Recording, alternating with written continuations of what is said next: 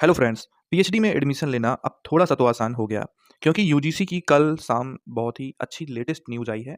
इस न्यूज़ में अब बताया जा रहा है कि पीएचडी एडमिशन जो होगा, उसमें नेट एग्ज़ाम का बहुत ही अहम रोल होने जा रहा है। क्योंकि एक प्रकार से जैसे कि पहले रिज़ल्ट जो यूजीसी नेट का डिक्लेयर होता था, वो कैटेगरी 1 और कैटेगरी 2 तक रहता था। क्योंकि कैटेगरी 1 में जो रिज़ल्ट आता था, उसमें ये था कि आपको जेआरएफ और असिस्टेंट प्रोफ़ेसर के अपॉइंटमेंट के लिए अवार्ड दिया जाता था।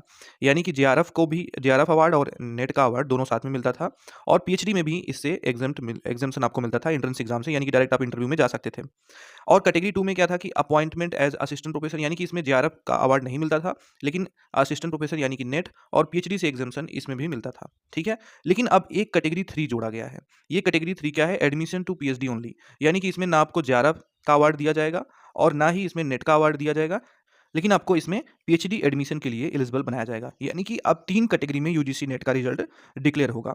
तो यहाँ पर जो अवार्ड लेटर है वो 2 कैटेगरी में रहेगा, कैटेगरी 1 एंड कैटेगरी 2। लेकिन जो कैटेगरी 3 होगी इसमें आपको एक स्कोर कार्ड मिलेगा और इस स्कोर कार्ड से आप पीएचडी में एडमिशन में अप्लाई कर सकेंगे, ठीक है? और ये जो पीएचडी एडमिशन में आप अप्लाई करेंगे, इसका रूल क्या होगा, किस तरह से आपको वरीयता मिलेगी, ये सब इस नोटिस में कहा गया है। तो बहुत ही अच्छा अब ये प्रयास है यूजीसी के द्वारा और ये यूजीसी की वेबसाइट पर नोटिस आई थी। इससे स्टूडेंट को बहुत फ़ायदा होगा। इससे ये होगा कि कई यूनिवर्सिटी में स्टूडेंट्स अप्लाई करते थे। बहुत सारी स्टेट गवर्नमेंट यूनिवर्सिटी हैं, जिसमें कि कम से कम 2000 से लेकर 3000 तक तो इस एप्लीकेशन फ़ी होती है। और बहुत सारे बच्चे ऐसे होते हैं जो कि फ़ीस उनके पास इतना पे करने की क्षमता नहीं होती है, तो इसलिए वो अप्लाई करने से डरते हैं, ठीक है? अब क्या होगा कि सिर्फ़ आपको नेट का एग्ज़ाम देना है। अगर आप नेट में थोड़ा-सा अच्छा स्कोर करेंगे, तो आपका जो पीएचडी का एडमिशन है, वो भी होना सुनिश्चित होगा, ठीक है?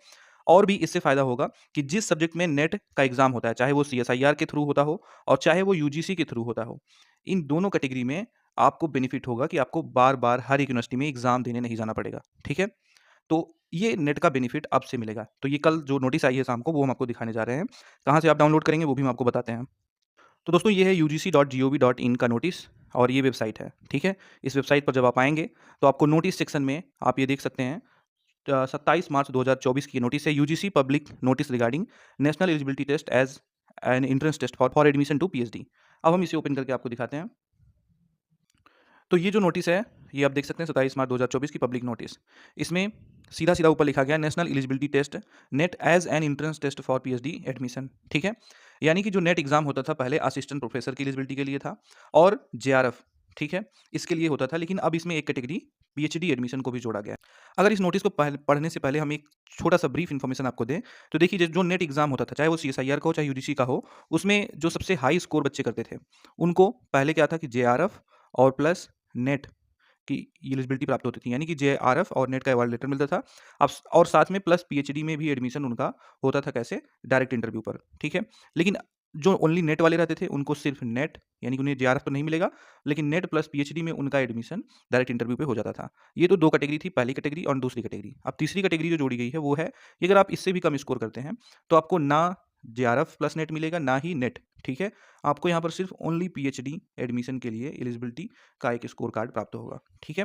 तो नेट एग्ज़ाम जो भी देंगे, चाहे वो सीएसआईआर का हो, चाहे वो यूजीसी नेट का हो, आपको बेनिफिट ये अब मिलने वाला है, ठीक है?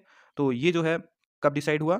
तो based on the expert committee recommendations, यानी कि जो फिफ्थ 78th मीटिंग हुई थी, उसमें एक्सपर्ट कमेटी ने रिकमेंड किया है और ये कमेटी मीटिंग हुई थी 13 मार्च को और इसी के बेस पर अब फ्रॉम जून 2024 ऑनवर्ड, यानी कि अब जो जून 2024 से ये नेट का एग्ज़ाम होने जा रहा है, उस एग्ज़ाम से ये फॉलो होगा। The net candidates will be declare eligible in 3 category, यानी कि पहले 2 कैटेगरी में डिक्लेयर होते थे, लेकिन अब जो जून 2024 में नेट का एग्ज़ाम होगा, वो तब से 3 कैटेगरी में अब रिज़ल्ट आपका आएगा। जो तीसरी कैटेगरी है वो है eligible for admission to PhD programme only and not for the award of JRF और अपॉइंटमेंट एज असिस्टेंट प्रोफेसर।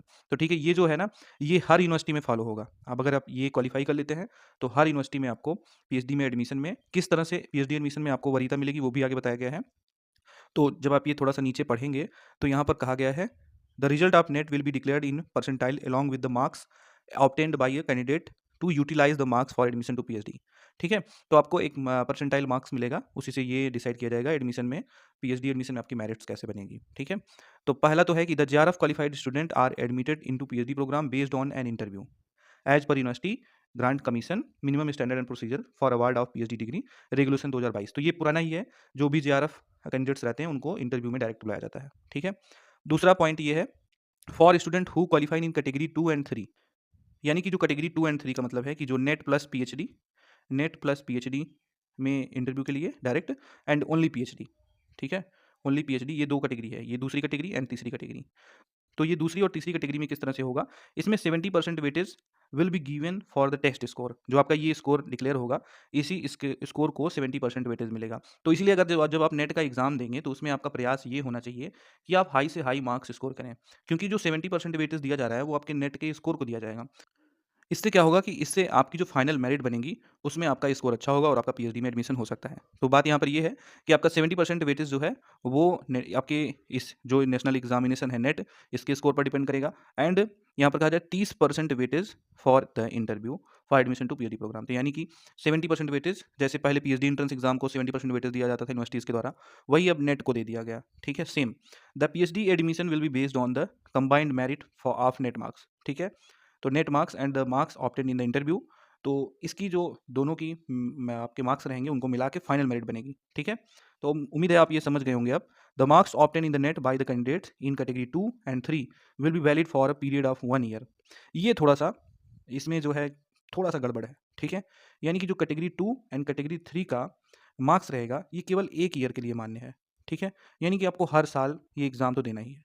ठीक है, इसमें यही एक पॉइंट जो है आपको थोड़ा सा ये बाधित करेगा कि अब आप पीएचडी में एडमिशन के लिए हर बार ये नेट का एग्ज़ाम देंगे। ठीक है, तो ही आपको ये पीएचडी एडमिशन में ये जो बेनिफिट है वो मिलेगा। इससे क्या हो सकता है, पिछली बार जैसे बीएचयू का एडमिशन अभी आपका इंटरव्यू प्रोसेस चल रहा है ना, अब इसमें आप लोगों ने कितना परेशानी फेस की होगी, आप लोगों ने खुद ही देखा होगा कि कुछ बच्चे ऐसे थे जिन्होंने सीयूईटी का भी एग्ज़ाम दिया और वो नेट भी क्वालिफाई थे, उनके लिए बहुत प्रॉब्लम हो गई थी। तो अब जो यूजीसी का ये नया नियम आया है, उससे ये होगा कि अगर आप नेट क्वालिफाई हैं तो आप ये सीयूईटी या पीएचडी एंट्रेंस एग्ज़ाम के चक्कर में ना पड़ें। ठीक है, जो नहीं क्वालिफाई है वो दे, उसकी बात अलग है। तो अभी हम इस पर कुछ नहीं कर सकते कि सीयूईटी एंटी एग्ज़ाम कब होगा, लेकिन वो कैंसिल नहीं होगा, उसके होने की पूरी संभावना है, क्योंकि बहुत सारे बच्चे ऐसे होते हैं जो नेट का एग्ज़ाम नहीं देते हैं। तो अब इससे जो ओवरव्यू निकल के आता है कि अगर आप जेआरएफ क्वालिफाई होते हैं, यानी कि जब आप कैटेगरी 1 है, अगर आप उसमें आते हैं, तो आपको हर साल ये एग्ज़ाम देने की ज़रूरत नहीं है, आप पीएचडी के लिए एलिजिबल हो जाएँगे। तो नेट अगर क्वालिफ़ाई हो रहे हैं और आप जेआरएफ का अवार्ड आपको मिल रहा है, तो आप बेफ़िक्र रहिए, इसका जो वैलिड पीरियड होता है जेआरएफ का, वो 2 साल होता है। यानी कि 2 साल के अंदर में आपको पीएचडी में एडमिशन लेना होता है। तो इसका तो बेनिफिट आपको 2 साल मिल गया, लेकिन जो कैटेगरी 2, अगर आप कैटेगरी 2 एंड 3 में अगर क्वालिफ़ाई होते हैं, तो पीएचडी एडमिशन के लिए सिर्फ़ आपको 1 साल का मिलेगा बेनिफिट। ठीक है? तो आप ये चीज़ें आप समझ गए होंगे। और अगर मान लीजिए आप जिन सब्जेक्ट में नेट एग्ज़ाम्स नहीं होते हैं, उनमें यूनिवर्सिटी एग्ज़ाम कराती है, तो आप वो एग्ज़ाम देंगे। और सीयूईटी एंटी एग्ज़ाम भी होता है, तो वो भी आप देंगे। तो इस तरह से ये चीज़ें थी जो हमने आपको बताया। अब यहाँ पर कहा जा रहा है कि जो notification and bulletin of information है नेट जून 2024 का, वो बहुत जल्दी आ सकता है और ये इसी मंथ आ सकता है, यानी कि और ये जो नोटिफिकेशन है वो अप्रैल में ही आएगा और एग्ज़ाम फॉर्म आप भरेंगे, फिर जून में इसका एग्ज़ाम होगा। ठीक है, तो अब से ये आपके लिए अच्छी बेनिफिट हो गई है कि जो नेट का एग्ज़ाम दिए थे पिछली बार, बार बार उन्हें सीयूईटी इन सब चीज़ों में परेशान होना था, अब वो इन सब चीज़ों से परेशान नहीं होंगे। ठीक है, तो thank you so much for watching, उम्मीद है आप समझ पाए होंगे ये चीज़ें। हम मिलते हैं नेक्स्ट वीडियो में पीएचडी की नोटिफिकेशन के साथ। अगर आप पेपर्स लेना चाहते हैं रिसर्च मेथोलॉजी के और सब्जेक्ट के पीएचडी एंट्रेंस एग्जाम की प्रिपरेशन के लिए, तो आप ले सकते हैं। उससे आपको आने वाले अपकमिंग पीएचडी एंट्रेंस एग्जाम में काफ़ी बेनिफिट प्राप्त होगा। Thank you so much for watching.